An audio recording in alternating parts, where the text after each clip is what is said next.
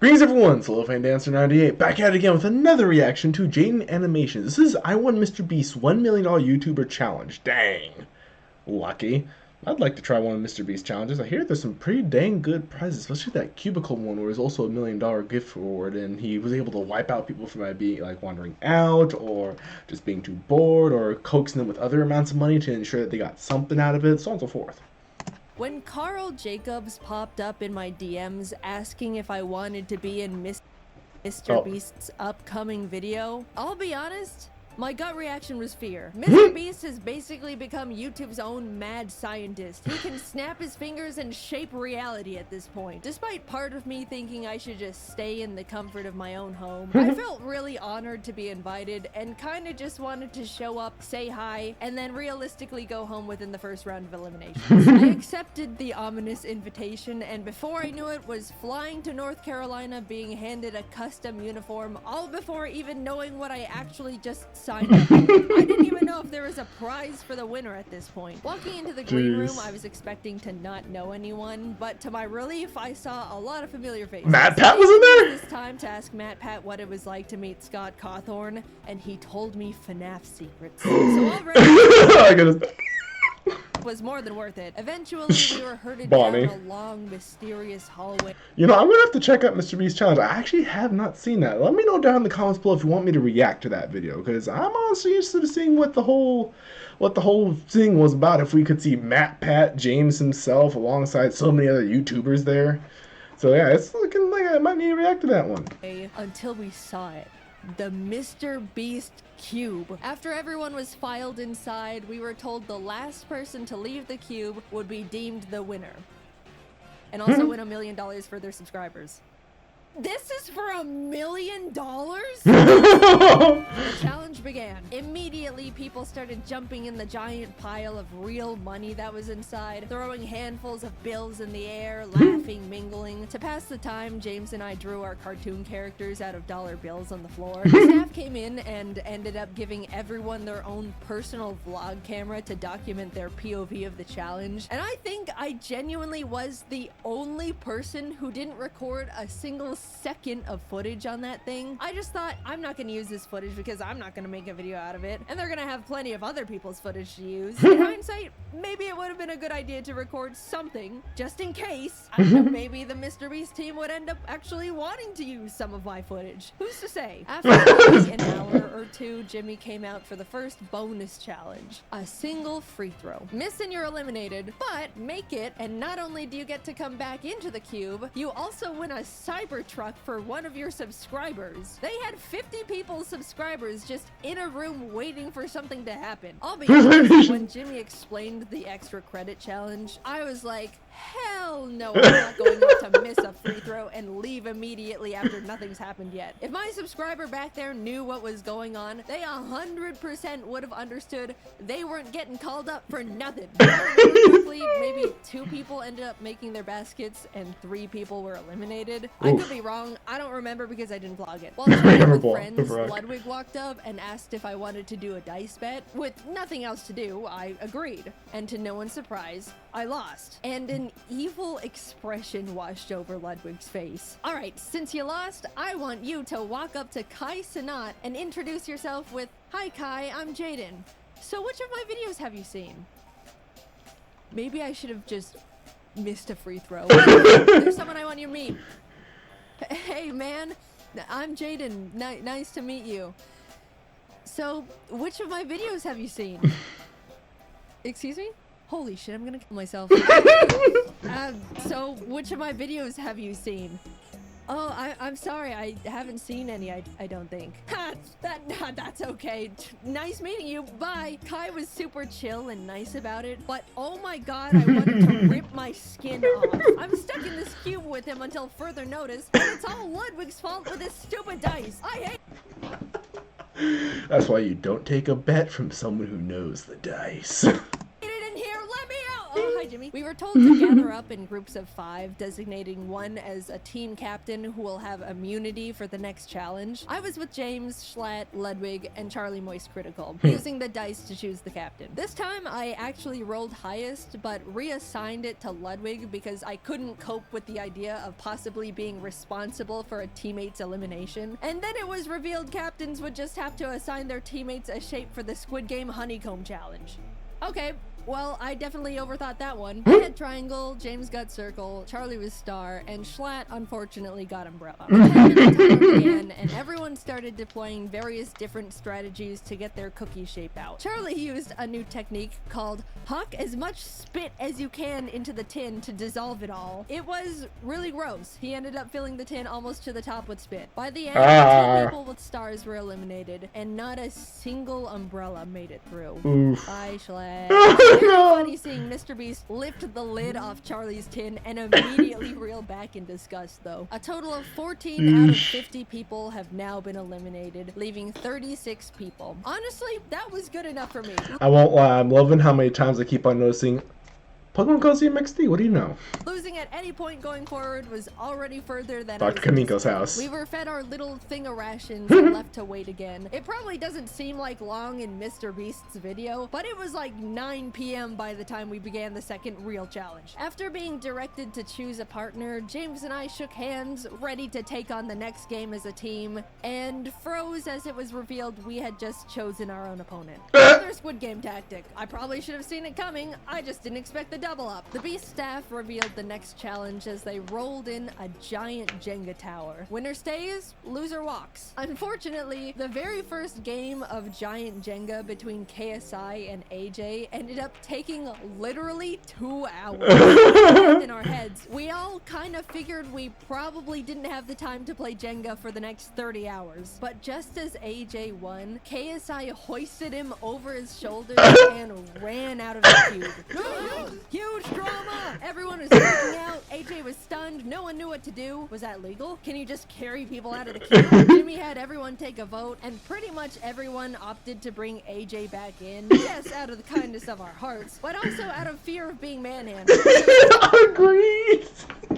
I'm just like, so which YouTuber has which YouTuber that was invited has the bodybuilder channel? Because he can just go yeet, yeet, yeet without if that was made legal. This giant Jenga was a bust. Production ended up scrambling to try and find like 12 sets of normal Jenga at midnight in North Carolina. A feat that seems impossible, but I feel like Jimmy could just call up the president of Jenga and have it all delivered via helicopter within 30 minutes. It took a bit, but the slightly larger than normal, yet still reasonably sized Jenga towers were all set up. As our game was going on, James and I ended up making a pact that whoever was eliminated would relay to the outside world that the other was okay, because we didn't have a— Incube, help! Oh shoot, hold on.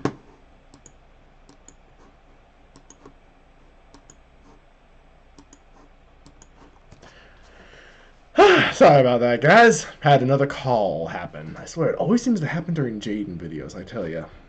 Phones, by the way. Our friends only knew we were in the Mr.Beast cube and haven't responded for 14 hours. Our game of Jenga was pretty intense. Eventually it got to the point where as I was watching James pull out a final piece, I realized there wasn't any left for me to safely remove. I'm about to be eliminated.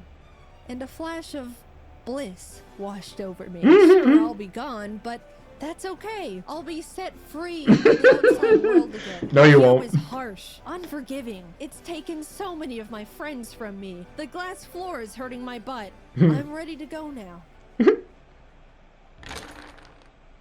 And deeper into the trenches I went. James being eliminated meant I was moving on to Cube Day 2. What a miracle. Watching the rest of the Jenga games was like watching an active war zone. People were focusing, cheering, sweating, praying. Towers were falling one after the other at the feet of now eliminated players. It was brutal. And also still taking way too damn long, man. Can I go to bed? The last game I finished was between Quackity and a popular Brazilian creator, Enaldino. Apparently, when it was revealed the challenge was Jenga, Enaldino turned to Quackity and admitted he was a Jenga pro. Quackity had never played. Not the situation you want to be in. Quackity half-jokingly asked Enaldino if he wanted to play rock, paper, scissors instead, to which he replied, no. Which, fair. But 3 hours into this single game, the two of them were neck and neck. Genuinely the most cracked round of Jenga possibly ever. Everyone in the cube was gathered around watching Quackity slowly pulling out the very last piece in this skeleton of a Jenga tower. Just as he was about to make it, Enaldino asked, rock, paper, scissors? He looked up at him. Muito tarde. It was over. Enaldino tried to hang in there, but in the end, he fell. 18 people were now eliminated. All right, it's 3 a.m. Let's go to bed. I genuinely thought they would let us go back to our hotel rooms for the night, but... man, now this is just great. I won myself a ticket to a night in the Mr.Beast cube, sleeping next to a bunch of people I barely know, and I was probably just gonna get eliminated first thing in the morning anyway. As I was getting ready for bed, Kai walked by. Hey, I gotta check out your videos sometime. Oh, I'm sorry, man. I lost a bet to Ludwig, and he made me say that. Oh, shit. Okay, damn. Oh, well, that makes falling asleep a bit easier. Thank God he only thought I had a huge ego for 19 hours straight. Crisis averted. In the morning, production had to prep for filming again, which meant they turned on every single light in the building, flash banging all of us. They were turned off, and then these loud-ass brrrr sounds from construction started blasting. They turned the lights on again a few minutes later, but this time in a crazy strobe light effect for some reason. Why? Breakfast rations. Jimmy returned, pointed to the entrance hallway, and in walks I Show Speed. With too much energy for a group of people that just had the weirdest sleep of their lives. All right, you guys have the chance to vote Speed into the cube to join you in challenges. The kind thing to do was to let him in, but we all just survived trenches and didn't even understand. We were trauma bonded together. Also, it wouldn't be fair. The majority of us moved to the voting side of no. Admittedly, me too. Mainly because I was a bit scared of him. Speed looked at Kai. At least shake my hand, man. You're gonna pull me out. As the two of them argued about a friendly handshake, Ludwig stepped up. I'll shake your hand, Speed. His hand now extended to Ludwig. The moment their hands touched, Speed started yanking Ludwig towards the outside world. We all started screaming and panicking. We couldn't lose one of our cute brothers like this. Ludwig was holding onto the support beam for dear life. Some of the guys managed to pull him back in, and as Speed walked out, unable to take any souls with him, he exclaimed, "This ain't the last time you're gonna see me, and I remember all y'all's faces." Alright, let's get started. Oh, that's a switch. Challenge 3 was steal or no steal. Basically a modified version of deal or no deal. Some cases have the word safe in them, others say eliminated. One person looks inside a selected case, and the other decides whether they want to steal it or no steal it. And also Howie Mandel was there. Hi Howie, big fan. People started getting eliminated one by one, others securing safety. Eventually, Ludwig was up at the podium asking if anyone wanted to volunteer to go up. At this point, the ratio of safe cases was very high, 60% in favor of safe. Figuring the odds would just get messier from there, I volunteered. Ludwig looked inside his chosen case, looked up, and told me it was safe. I knew mathematically I should steal the case, but I've been burned by math before. As I started hesitantly saying I was gonna steal, Mr.Beast suddenly burst out saying Ludwig's heart rate was spiking. By the way, he was wearing a heart rate monitor, which made me scared it was actually an elimination case, and he was excited at the idea of avoiding going home. So last minute, I decided to let him keep the case. It was the safest play. If it said eliminated, then good, I dodged a bullet. If it was safe, then at least I'm not actually eliminated yet. I just have to play again. Shit. It was now my turn to bring someone up. Even though I didn't want to pick a friend out of fear of getting them eliminated, more than that, I didn't want to be up there with someone I didn't know. I picked Quackity. He came up to the podium. I grabbed case number 2. It says safe. My plan was to tell the truth, but in the most unconfident and nervous way possible. I was deploying every bit of body language knowledge I could think of, making myself look as guilty as possible as he asked me various questions. We went back and forth for a bit until your eyes looked down as you said the case was safe, which indicates guilt. So I think you're lying. I'm not gonna steal it. Without a word, I shifted the case onto its back, unlatched it. Safe. It was worth sleeping with you! Oh my god, the relief, you have no idea. After everything finished, a bunch of people walked out, and unfortunately, Quackity ended up being one of them. Oof. 10 people left. I know it's a dog-eat-dog world inside the cube, but when you're left to sit with your fellow contestants for hours on end doing challenges, waiting for Jimmy Beast to send you all through another round of cube stress, you really start bonding with the survivors. It was pretty sad watching them go. Hours passed until the Jimmy death bell struck again, and we were told to partner up once more. Alex and I had really gotten to chat and hang out together as the only girls left at this point, so we paired up. Everyone was blindfolded and told to sit tight until they were ready, which is ominous. Two of us were strategizing and figuring out each other's strengths and weaknesses for whatever was coming our way, only to be unblindfolded and see the entire cube transformed into a kitchen. It was a cooking battle. Oh no. We're actually fucked.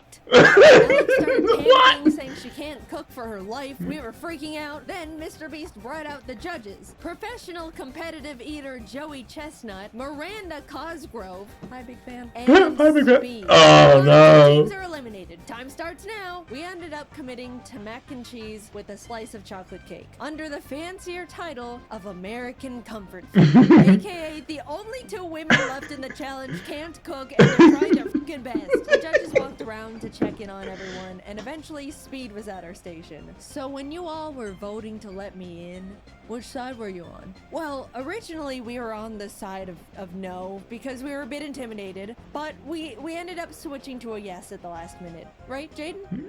Yeah, I switched. Alright, cool. Cause you know I don't forget, right? Yep. Later on during the challenge, Mac and Nolan from the Beast team came up to ask what we were making. At the time, I was grating up Feastables to sprinkle onto our cake for decoration, and I thought, oh, it would be funny to have them ask what we're making, and it's just their own brand of chocolate. So I was like, close your eyes and open your mouth, and gave Mac a piece of chocolate, and immediately without chewing, he was like, is this Feastables? And I was like, yeah. And he kind of stood there for a second with his mouth still open. And Nolan was like, oh, he's allergic. And they both had to leave. Oh my god, guys, I felt so bad. I apologized so much when he came back. Max said it was fine and is a good sport about it, but I still have so much guilt about being such an idiot. Ludwig and Amixem presented first with their fried chicken and asparagus dish. The judges all really enjoyed it, giving them a total of 26 points, which is really unfortunate because I definitely thought Speed was gonna hold a bigger grudge against Ludwig and tank the score. We were next, and thankfully they really liked our food too. Joey was the first to score us and ended up giving us a 10 out of 10. And in the moment, as a joke, I wanted to turn around and flip off Ludwig as a friendly fake gloat, but I accidentally turned around and flipped off a Mixem, and I felt so bad again. He was not the intended target, and now I was just being rude, and this challenge is going horribly. Not because of the cooking part. I've just been non-stop fumbling socially. We also got a total of 26, putting us at a tie with the French boys. But now, With the French Logan boys. Paul and Nick DiGiovanni were Oh presenting. boy. And I haven't mentioned it yet, but Nick is actually a goddamn chef. They even gave us all his own cookbooks as a helpful tip for the challenge, which is just a knife twist in my opinion. So yeah, they knocked it out of the park, got a 29. The judges were licking their plates. After them was Kai and AJ, who had a great presentation, but their food, not so much. They got a 16. After eating, Speed got up and started smashing the plates on the ground, and Logan Paul saw this and got really excited because he wanted to smash plates too. Without thinking, he ran out to join Speed, and we all shouted at him in anger. Confused at the sudden change in the air, Logan looked back at us, realizing he left the cube. To this day, none of us are truly sure if he did it for like the content or it was a genuine accident. In his defense, the set was so cosmetically different that it really did feel like we weren't in the cube anymore. Either way, he content created too close to the sun, and even though he had a guaranteed spot in the finals, he was eliminated. The last team of Rubius and Spriter went up with their Spanish tortilla, but turns out Spriter is a huge fan of speed, so he made a special Thai dessert just for him that the other judges weren't allowed to eat, which is honestly hilarious. We all held our breath as the judges flipped through their scores. 22. Alex and I made it to the finals. I never in my life thought I was gonna be getting this far, and suddenly realized I need to actually think about what I would do if I won. I went into this thing not even knowing if there was a prize at all, and was now facing the reality that I could win the whole thing. She's like, are you okay? This passed as the 5 of us sat together in the cube until Mr.Beast emerged for the final time. Someone was about to win $1 million for their subscribers, Finalists. and it all came down to this last challenge. Honestly, among the group, there wasn't a single person I thought didn't deserve to win. Everyone left were good people who all wanted to do something really positive with the money. It was great getting to know them all over the course of 2 cube days, and I was really proud to be standing next to them in the finals. 5 briefcases were piled in the center, 1 for each finalist. We were to each take one, peek inside our chosen case, and within the next 10 minutes, discuss who to vote out. If you're voted out and your briefcase is empty, you're eliminated. But if you're voted out and your case has the $1 million inside, you win instantly. It was basically like reverse Among Us. The first round started, we all grabbed a case, peeked inside. Holy shit, I grabbed the $1 million case right away. I started shaking. I didn't know what strategy to use. I didn't know how to make myself look like I should be voted out. During the discussion time, it definitely showed because I was really quiet and nervous the whole time. The 10-minute discussion wrapped up. We all unanimously wrote our votes down, and it fell into a tie between voting out Ludwig and somehow me. It could end right here. We had a few minutes to discuss again and recast votes, but Alex and Nick were able to figure out I voted for myself, so Ludwig was eliminated. The cases were reshuffled, we each grabbed one. I pulled it again. In that moment, I froze. Since I was in the hot seat last round, I was probably gonna fly pretty under the radar this time. Someone else is gonna be voted out, and I statistically will not see this case ever again. If I'm not voted out here, I basically lose. The second round began, and it was pretty much a blur from there. I was trying to talk more because being quiet last round got me found out, but was still flying too under the radar. Amidst trying to keep up with the conversation, strategize, and hold myself together, I couldn't find my win con. But with a few minutes left, Amixem said something that I think shifted the entire game. What are the odds Jaiden pulled the $1 million case twice? There it was. Gambler's fallacy saved me. Gambler's fallacy. I couldn't mess this up. I don't know what to say to that one. Everyone's attention was now on me, and I could tell they were all thinking about what was just thrown into the ring. We all looked down at our papers. I wrote my name as quietly as possible, worrying the sound of the letters was gonna help me. Jimmy read them all out. Jaiden. Alex. Jaiden. Jaiden. They voted me out. I slowly walked to the middle of the podium with my briefcase. In that moment, I was the only one who knew what had just happened. Everyone leaned in as I unlatched the case and revealed the $1 million. I won. It was blasted. Everyone immediately started congratulating me. All the eliminated contestants in the green room ran out screaming and jumping around me in celebration. I started to tear up for some stupid emotional reason. So, yeah, I won $1 million. Darn you emotions! To give away to my subscribers. That is a Looney Tunes amount of money. First of all, the top 5 all agreed that whoever won the $1 million would give the other 4 $100K each to do something for their subscribers subscribers too. So a total of 400k will be going to Ludwig, Alex Botez, Amixem, and Nick DeGiovanni. With the remaining 600k, I decided to put it towards paying for as many people's art degrees as possible. Yeah, I remember I'm gonna have to tell my sister about that. I remember hearing about something like this. I wanted to watch this, so I figured, you know what, make a reaction, see if it's true. But yeah, apparently it's true. I'm gonna have to tell my sister about this. She's in arts college right now.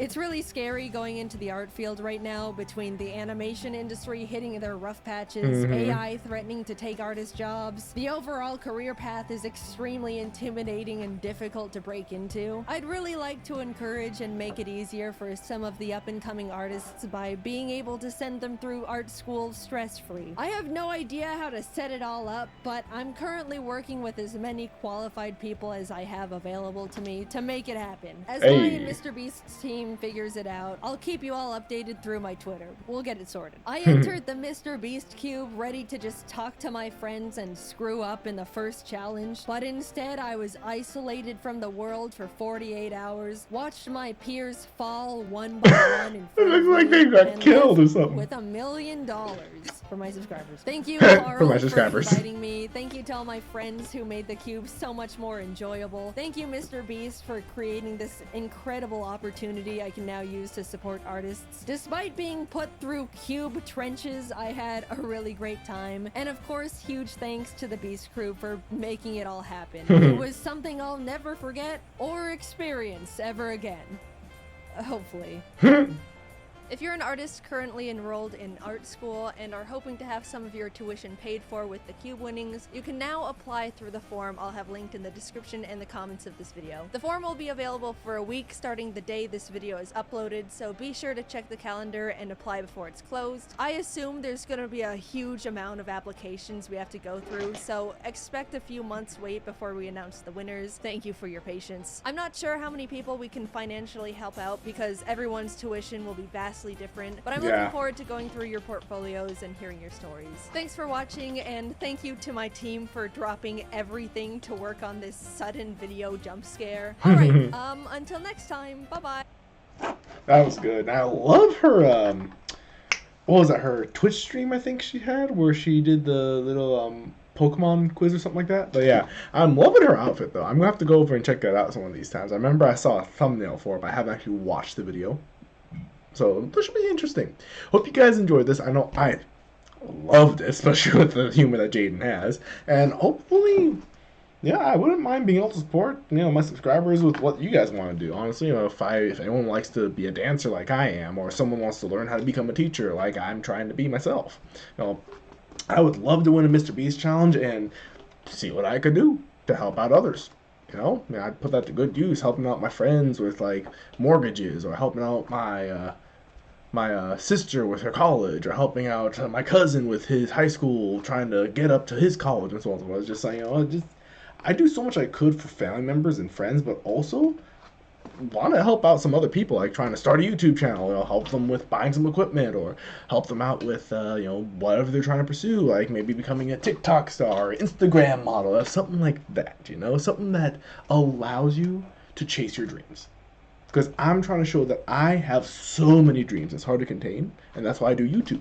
Trying to show my reactions, trying to show who I am, trying to show my personality to you guys. It's all there, you know, it's all for the fact of you guys are there with me, and I appreciate that. Anyway, I hope you guys enjoyed this. I know I certainly did. Looking forward to seeing the next Jaiden video when she gets to it. In the meantime, looking forward to seeing what you guys think of the next videos we got coming up. Look forward to next week when we're going to be doing...